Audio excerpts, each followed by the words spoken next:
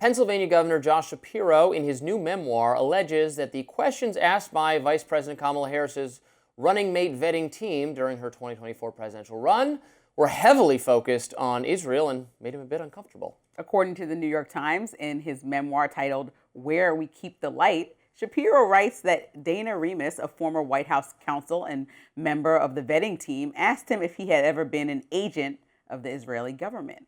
Shapiro writes that he responded that the question was offensive, to which he was told, well, we have to ask. Shapiro, who is Jewish and an outspoken critic of what he saw as anti-Semitism on college campuses during the Israel-Hamas war, wrote that he faced skepticism of that record during the vetting process. Per the new memoir, Harris asked Shapiro if he, quote, would be willing to apologize for the statements made, particularly over what he saw happening at the University of Pennsylvania. Shapiro said he responded he wouldn't, adding, quote, I believe in free speech and I'll defend it with all I've got. Most of the speech on campus, even that which I disagreed with, was peaceful and constitutionally protected. Some of it wasn't peaceful. Mama. Yeah, this was a major point of conversation on social media. Look, I might surprise you with what I had to say. I think I surprised some of my followers because I like Josh Shapiro a lot. I think he was by far the best choice, way better choice than Tim Walz for VP. Of the plausible 2028 candidates of the Democrats, he's probably the one I like the best, I think makes the most sense. I actually did not think there was anything wrong with the questions they asked him, and this seems excessively whiny to me. They're saying this is, so he has said previously, and I don't know whether this is true, but he had said it at one point, what he studied abroad in Israel when he was a younger person, and that they did kind of service work, and it was not for the military, but it was like on a military base.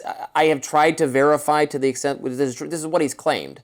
So given that, I don't think it was inappropriate to ask if you have ties to the Israeli government, just as, Tim Walz should have been asked if he had ties to China, because he's visited China, and there's nothing wrong with asking that. It's not because he's Jewish, it's because he visited Israel and was involved in this thing. And I get a little annoyed when there's an excessive saying everything is anti-Semitism when that's a reason, because Israel was a Achilles heel for for Biden and Kamala in the race. So I don't know that he's fine to dislike her and dislike their VP vetting team and morons to have let Tim Walz make it through the finish line. But I just didn't see what was wrong with that personally. It seemed whiny. Part of this seems like I understand why he and Kamala wouldn't have worked well as a ticket. Remember, there was like a conversation about who was more of the president. Like, it seems like there's a bit of an ego here on both ends, right? Because her book claimed that he was trying to overstep even in the early stages of the process, which is why she didn't go with him. He said she's a complete liar, just trying to sell books. You'll remember in December, they were kind of going back and forth. She was on the talk shows. He was just saying, like, everything she said about him in the book, he was like, had answers to. So I don't think that they would have meshed well together. So they didn't mesh because he's a star too. And exactly. You can have two stars. You can.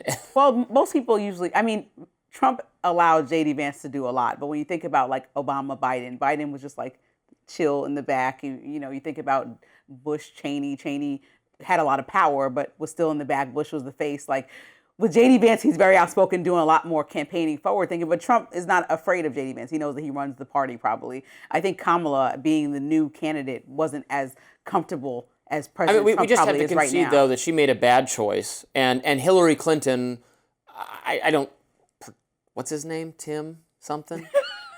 Who? Tim Kaine, I kid. I don't think there's anything particularly wrong with it, but he was not an exciting choice. Tim is the Democratic choice. And she needed more, if she'd picked Bernie Sanders, she probably would have won. I think that Shapiro is going to run for president, like you said, and I think he's trying his best to completely distance himself from everything that was Kamala and Biden so that he can run completely on his own record. We know that the other people that are throwing their names in the hat have either worked for the Biden administration, like Pete Buttigieg. Kamala specifically has worked with Biden. So, like, explain a lot of this to us, because she didn't do a good job, like, separating herself, because she didn't want to step on toes, understandably. So I think Shapiro's trying to say, hey, I'm the outsider that doesn't have the drama of California. I don't have a wealth tax hanging over my head, and I'm not being petty with the president. Mm-hmm. I might be the best candidate for the people looking for a moderate person. But there's this whole other argument that people need to lean all the way to the left to match the MAGA energy. So I don't really even know what the next step for Democrats are. I'll tap the sign again. He's the best candidate because he's the popular governor of the must-win state.